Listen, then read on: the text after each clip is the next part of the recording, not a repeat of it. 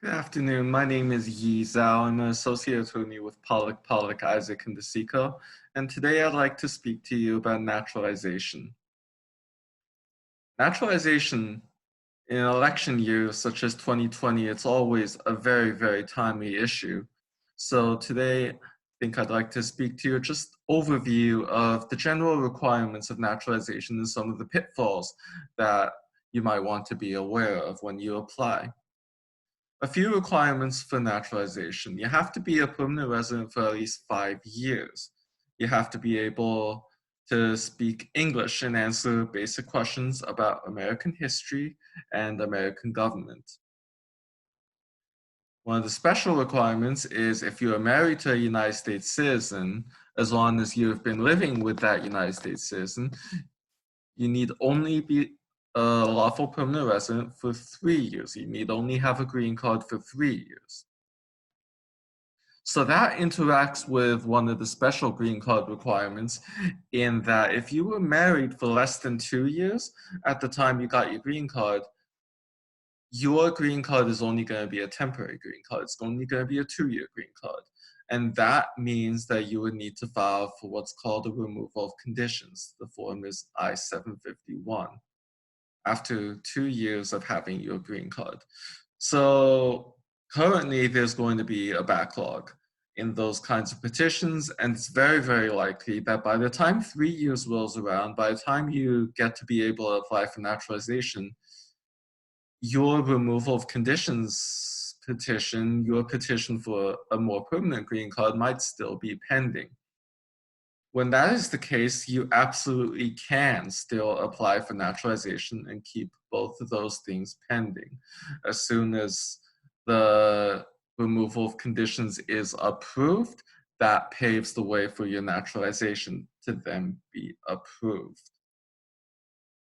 In addition, you have to have maintained continuous residence in the US for 5 years or 3 years in the case of a United States citizen marriage. To break continuous residence, certain things USCIS, the Immigration Service, considers as having broken continuous residence. Those include if you're outside of the United States for more than 6 months, you may need to show that your absence was temporary, and despite that, you continue to live in the United States. Your primary residence was still in the United States. For example, you may have maintained your home in the United States, you may have maintained employment, taxation in the United States, your family ties. If you're outside for more than a year, then your continuous residence in the United States will have been broken. You would need to establish your 5-year period all over again. During your 5-year period of naturalization, you had to have also been in the United States, physically in the United States for half of that time.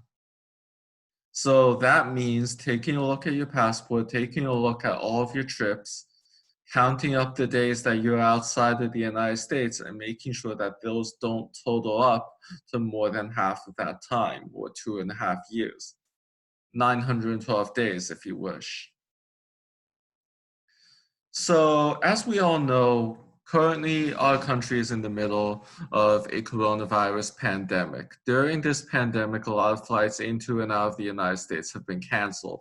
And a lot of people are experiencing difficulties trying to return to the United States.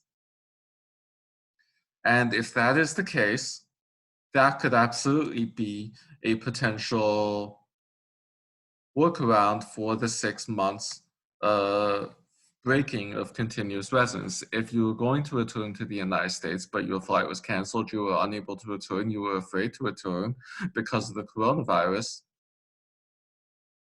then that could be a reason for having been outside the United States for more than 6 months. In addition, you had to have been a person of good moral character over the last 5 years, or 3 years in the case of a marriage to a United States citizen. How do you show good moral character? You show that by making sure you've paid your taxes, all of your state and your federal taxes. If you're under the age of 25, you must also register for selective service. One of the biggest things that immigration looks for when they count your good moral character is your criminal history.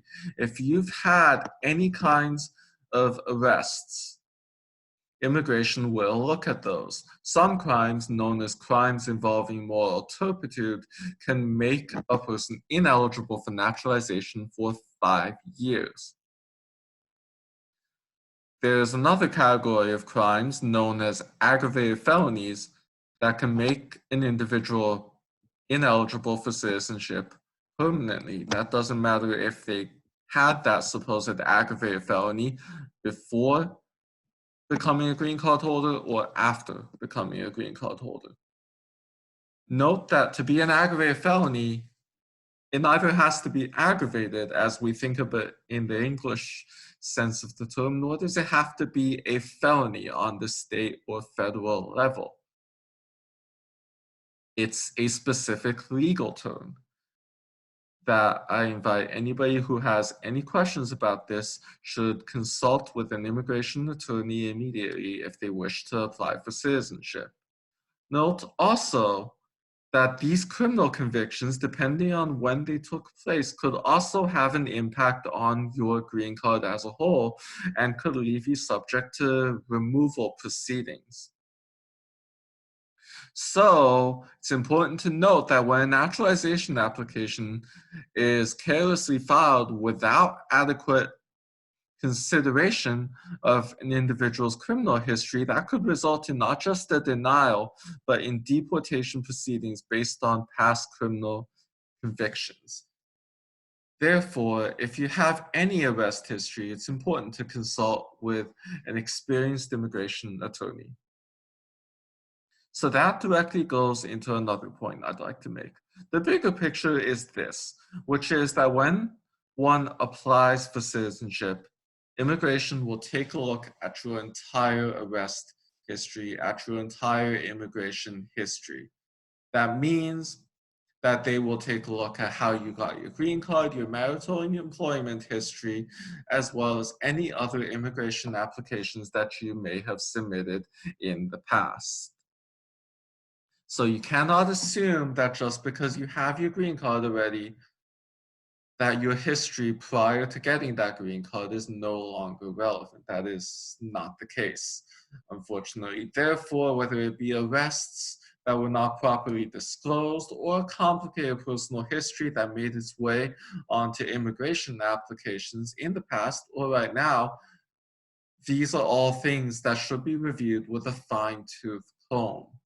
So our attorneys at Pollack, Isaac, and DeCicco specialize in assisting individuals through all aspects of the immigration field. We're extremely attentive to detail and specialize in looking through the entire individual's immigration history and also past criminal history. We're also very, very attuned to the evolving law as it applies to which individuals who apply for naturalization may also be subject to removal proceedings. So if you do have any questions regarding any of the above or any subject related to immigration, I invite you to contact our team at Pollack, Isaac, and DeCicco for a consultation. Now be well, stay safe. We will get through this together. Thank you.